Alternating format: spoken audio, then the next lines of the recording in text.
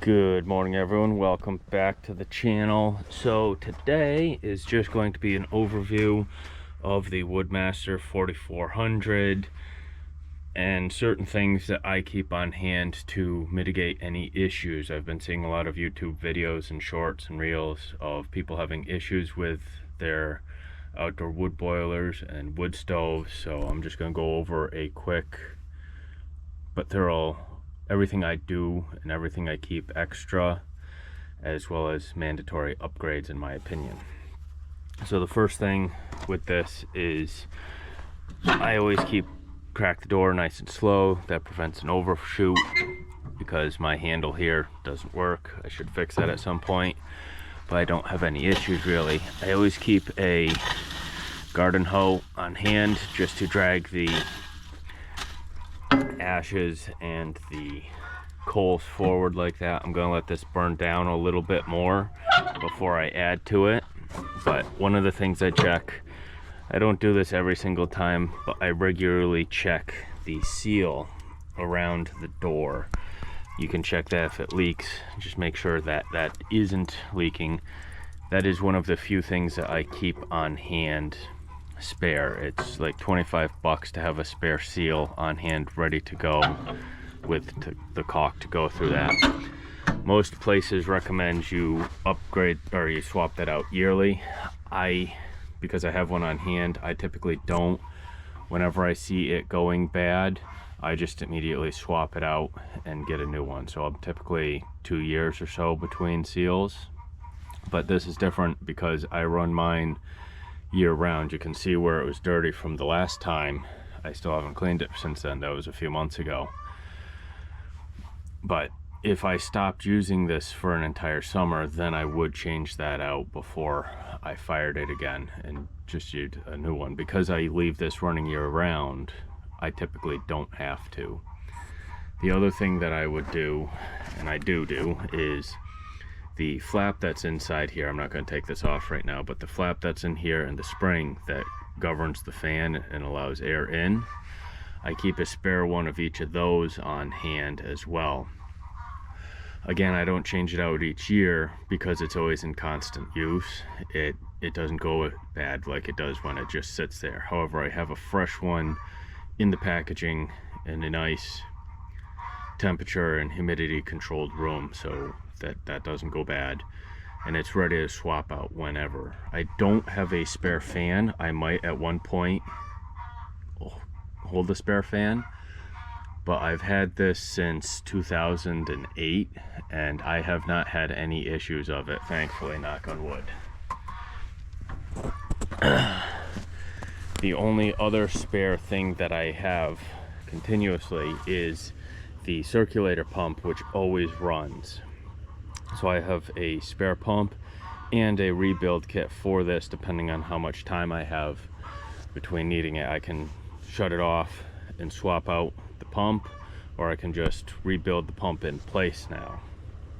So those are the primary things that I always have on hand ready to replace on this in case something goes, because I get all of my hot water from it and all of my heat from it. I do have backups for both of those, but it's easier if you just take 5 minutes and fix this. Another thing that I always have on hand is the fill spout there, and the green light here indicate how much water is in the unit itself circulating. And I always have about a dozen gallons of that just in case. Like I said, I normally go through about 8 gallons a year, most of it during the winter, whether it just boils off or whatever. That's the only other thing I typically have on it for replacements ready to go. Now, upgrades, a lot of people have been having the backblast where you open the door and it foofs a bunch of flame out. That's why if you crack the door, open it slowly like I did, you won't have that. If you even have 1 or 2 sections of chimney stack on the back, that helps get a lot of that stuff up and out of the firebox, so you won't have that even on startup. Now, I ran without a chimney cap for the longest time. I haven't noticed too much of a difference with it, but if you do ever stop or you have a lot of rain, chimney cap is definitely necessary. I would recommend getting one, even if you just have one stack. You don't have to get a fancy one like that, just a regular topper is fine. I haven't noticed much difference between that topper and a regular topper, so 50-50 on that. Other upgrades like the skirting, I found I'm using quite a bit less wood using that, but it's not mandatory.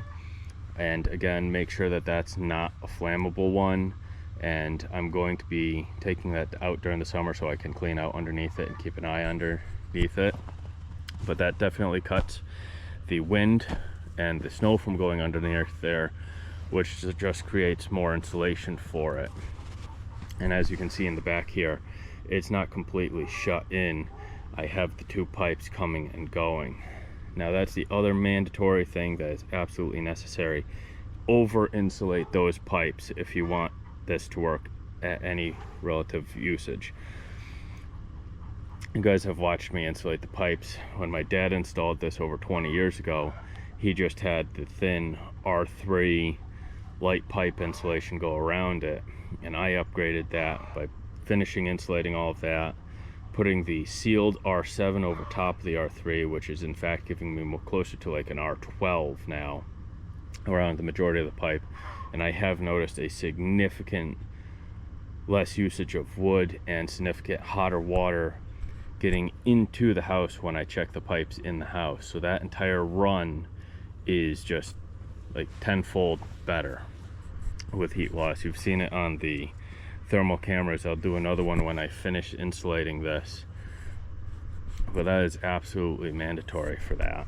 So, and then just weekly, every 2 weeks as needed, clean out the firebox. Make sure you're getting a good complete burn so you don't have creosote buildup. So again, open it, crack it, open it slowly so you don't get that flare over. I have a little bit of creosote buildup right here on the door. I'll just scrape that off. I'll scrape it off inside here. And then if we look at the absolute inside, you'll see a little bit of creosote buildup around everything, but that's not really too bad. And this summer I'll shut her down for about a week, crawl right in there, clean that up.